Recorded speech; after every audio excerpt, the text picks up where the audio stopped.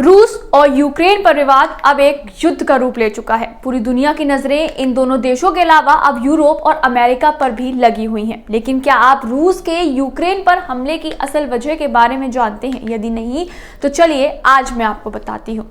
इससे पहले आपको बता दें कि रूस में विनघट के बाद जो देश अलग हुए थे उसमें यूक्रेन भी एक था। रूस के साथ में उस वक्त क्रीमिया भी था, जिसको साल 2014 में रूस ने आजाद कर अपने नियंत्रण में ले लिया था। इसके अलावा यूक्रेन में डोनबास, लुहानस्क और डोनेत्स्क में रूसी समर्थक जो हैं वो बहुसंख्यक हैं।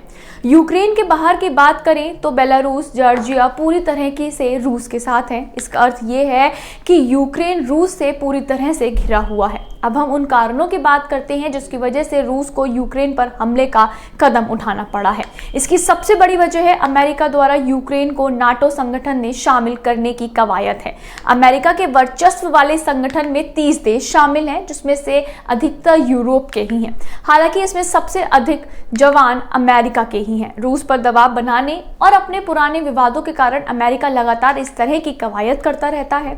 लेकिन अमेरिका पहले से ही रूस पर प्रतिबंध लगाकर उसको दबाव में लाने की कवायद कर चुका है। हालांकि उसकी ये चाल अब तक काम नहीं आई थी। अब वो यूक्रेन के सहारे इस काम को आगे बढ़ाना चाहता है।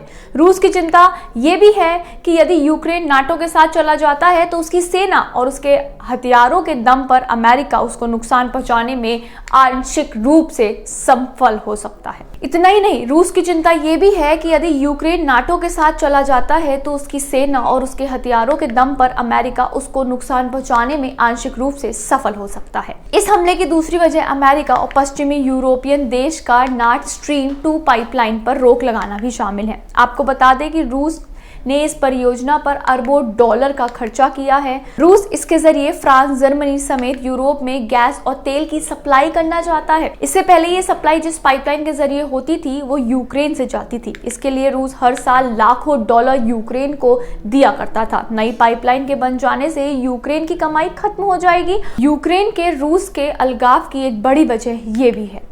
तीसरी और आखिरी वजह ये आती है कि रूस नहीं चाहता कि यूक्रेन किसी भी तरीके से अमेरिका के साथ जाए। इसकी एक बड़ी वजह ये है कि रूस का यूक्रेन से भावनात्मक रिश्ता है। रूस की नींव यूक्रेन की धरती से ही रखी गई थी। रूस की पहचान यूराल पर्वत श्रृंखला भी यूक्रेन से होकर गुजरती है। अमेरिका और रूस के बीच का विवाद काफी लंबे समय से है। शीत युद्ध के बाद स्थितियां बदली नहीं है। वहीं दूसरी तरफ अगर बात करें तो रूस की शक्ति को नजरअंदाज नहीं किया जा सकता। लेकिन इन सब के बीच रूस केवल इतना ही चाहता है कि उसका मान कायम रहे और उसको बदनाम ना किया जाए। अब देखना ये होगा कि रूस और यूक्रेन की लड़ाई किस हद तक जाती है और क्या रूस और यूक्रेन की ये लड़ाई तीसरे विश्व युद्ध में तब्दील हो पाती है या नहीं। आप देखते रहिए सनराइज न्यूज़। साथ ही साथ इस वीडियो को लाइक करें, शेयर करें और हमारे चैनल को सब्सक्राइब कर बेल आइकन दबाना ना भूलें। Thank you.